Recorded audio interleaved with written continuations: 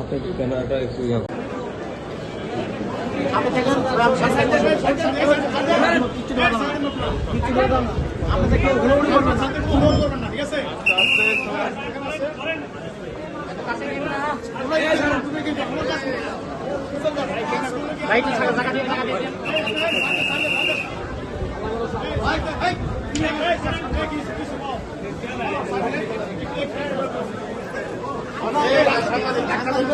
ভাই দীর্ঘদিন তো বিদেশে ছিলেন, এখন বাংলাদেশে আসছেন, গ্রেফতার হলেন, কিছু বলার আছে কিনা?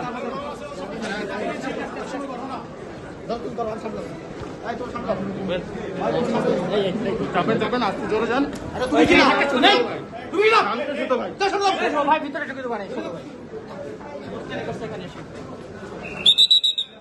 সামনে দাও, ছেলেরা কাজ করতে কাজ শেষ করে দাও।